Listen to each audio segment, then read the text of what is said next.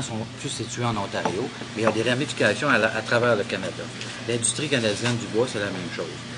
Ce qui se passe dans l'industrie du bois, c'est une crise annoncée depuis plus de 20 ans. Donc, c'est pas nouveau ce qu'on est en train de vivre là. Actuellement, quand vous allez lire un journal, votre journal, je demeure à la Pocatière, moi, votre journal pour le lire, je vais sur Internet. Alors, j'ai pas besoin du papier qui vient avec parce que j'ai l'information quand même. Alors ça décrit, là, dans une petite phrase, ce qui est devenu maintenant l'industrie de la foresterie au Québec. Donc, il faut se réinventer. Alors, pour ça, il faut investir dans la recherche, le développement et l'innovation.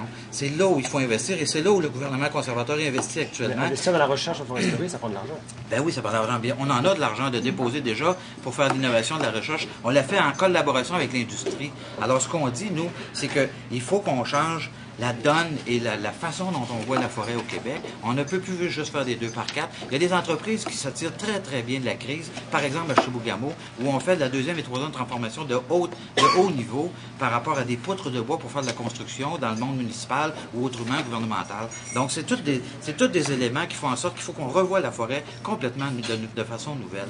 Alors, de crier au loup en disant qu'on est de deuxième classe encore une fois par rapport à l'Ontario parce qu'on a moins d'argent qu'eux autres. Alors, à partir du moment où on a trouvé des solutions, c'est pas juste de mettre de l'argent pour mettre de l'argent qu'il faut faire. Pour innover, il faut penser. Alors, écoutez, presque mon voisin de gauche a presque lu mes notes parce qu'on se rejoint sur plusieurs points. Où on ne se rejoint pas, où on n'a pas fait mention, c'est qu'il y a eu plus de 10 milliards qui a été investi dans l'automobile, l'industrie de l'automobile pour maintenir les emplois. On était d'accord avec ça, le parti. On était d'accord avec ça. Nous, ce qu'on préconise pour l'industrie forestière, puis Dieu sait, moi, je suis d'un milieu rural ici, là, puis je connais ça, l'industrie. Écoutez, j'ai des municipalités mono-industrielles, moi, ici, je le mentionne souvent. Lac-Frontière, ici, 165 de population, il y avait une industrie, une entreprise de séchage de bois qui a fermé ses portes, 42 emplois. On n'a pas vu passer de limousine du fédéral à nulle part, ici, là, de ministre qui est venu aider, là. Il n'y a pas d'argent. Le Parti libéral, on dit, on va garantir les prêts à ces gens-là qui vont vouloir se impliquer. Un meilleur accès au crédit. Bernard en a parlé de recherche et développement. Première, deuxième transformation. Le 2x4, là, puis je reprends ce qu'il dit, je ne vais pas faire le parquet, mais il a raison. Je veux dire, écoutez, là, la construction est en bas, puis le 2x4, c'est fini, ça. Il faut voir qu'est-ce qu'on peut faire. Il y a l'industrie du meuble aussi qui est confrontée à une compétition extraordinaire du Mexique, de la Chine. Alors, on a de la misère avec ça. Il faut trouver des nouveaux produits. Puis il faut traiter le bois là, comme une ressource renouvelable. Il faut y faire attention à notre bois aussi. Alors, moi, je dis qu'il faut... Mais vivez-vous au Parti libéral un malaise, le fait qu'il y ait de l'argent qui soit mis dans l'industrie automobile en Ontario versus oui, la écoutez, foresterie? j'ai un malaise certain qu'on a un malaise là-dessus. Il y a plus de monde qui travaille dans l'industrie forestière au Canada qu'il y en a qui travaillent dans l'industrie automobile. J'enlève pas ce qui a été fait au niveau de l'industrie, là, je vais être bien compris, là, on est d'accord avec ça, des emplois bien rémunérés. Mais moi, je dis qu'on devrait faire exactement la même chose pour le bois. Qu'on aille voir là, ce qui se passe dans les municipalités mono-industrielles, qui sont des municipalités très dévitalisées. Il faut investir là-dedans. Puis le gouvernement conservateur là, a levé le nez là-dessus. Il a mis ça au niveau de l'automobile en Ontario. Encore une fois, je le répète, avec justesse, mais qui pense aussi à ce qui se passe ici. À partir du moment où on vous permettez qu'on puisse prendre la parole aussi sur le sujet? Il y a un problème de base avec ça. L'entente du bois d'œuvre, le seul parti en 2006 qui s'est levé dans sa totalité pour dire qu'il ne fallait pas se lancer là-dedans, c'est le NPD. En ce moment, là, les crédits de prêt vont être contestés, même s'il y a une volonté de toute la classe politique d'aider, les crédits de prêt vont être contestés, puis ça va s'appuyer sur des articles de l'entente du bois d'œuvre. En 2006, le seul parti qui a dit c'est ça qui peut arriver, dans sa totalité, le Bloc quand même voté pour l'entente du bois d'œuvre. Oui. Okay? Oui, puis je vais vous expliquer pourquoi tout de suite après. Il y a seulement l'NPD qui a dit hey, ça va nous apporter des difficultés de faire des affaires. Et en ce moment, cette industrie-là souffre en grande partie à cause de cette décision-là en 2006.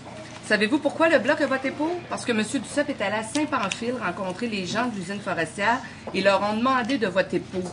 Alors, le Bloc, on représente les Québécois, on a défendu les Québécois et c'est une entreprise ici, à Saint-Pamphile, qui a demandé... Madame Gagnon, elle n'a pas voté pour. Alors, on était pour, mais on a renforcé notre position avec les... Est-ce que je peux finir? Je ne vous ai pas coupé la parole. Alors, vous pourrez terminer ensuite, mais je veux juste rajouter une chose. Comment se fait-il que si vous avez mis tant d'argent, les conservateurs, dans l'industrie forestière, qu'ici j'ai un communiqué qui a été émis la semaine passée, qui vient de Dolbeau-Mistassini, où le vice-président du SCEP déclare, et je le cite, « On trouve particulièrement déplorable que les 2 ministres conservateurs de la région, Denis Lebel et Jean-Pierre Blackburn, n'aient pas réussi à convaincre leur gouvernement d'aider adéquatement l'industrie forestière. On en voit les conséquences aujourd'hui. » Ça, c'est M. Gagné, c'est pas moi qui l'ai inventé, c'est un communiqué qui a été émis la semaine passée. Vous travaillez pour qui, M. Gagné? SCEP. Okay, Alors, c'est une entreprise qui est fermée d'une façon indéterminée. Oui, c'est un syndicat, puis j'ai rien contre les gens des syndicats. Moi non plus, madame. Fermeture indéterminée de l'usine de Dolbeau-Mistassini. La réalité, elle est là. L'usine, elle est fermée. Madame, et il y en a eu d'autres. Permettez, je ne vous ai pas coupé, je vais finir. Avec... Je vais finir et ensuite vous pourrez rajouter. On est d'accord, nous aussi, pour aider l'industrie manufacturière automobile. Les 10 milliards, on ne dit pas qu'il ne fallait pas les donner. C'est vrai, comme vous avez dit, M. Catelier l'a dit aussi, il y a des retombées économiques dans l'industrie automobile au Québec qui sont très importantes. Oui, il faut soutenir l'industrie automobile, je suis tout à fait d'accord. L'Ontario a le droit d'avoir son aide du gouvernement fédéral, il paie des taxes eux aussi. Mais nous aussi, on paie. Comment se fait-il qu'on n'ait pas le droit d'avoir à la même hauteur, et c'était ça la motion que le Bloc québécois a déposée lundi, une aide adéquate à la même hauteur que ce que l'Ontario a reçu. Les trois partis politiques sont d'accord. Madame Gagnon, peut-on se positionner sur vos commentaires? Allez-y. Mais vous avez voté pour la motion aussi. Je aussi. répondre parce que là, je pense que ça concerne directement la situation politique. Moi, ce que je dis, c'est que le problème du bois d'œuvre et le problème de la forêt de façon générale au Québec est un problème de marché et non pas un problème politique.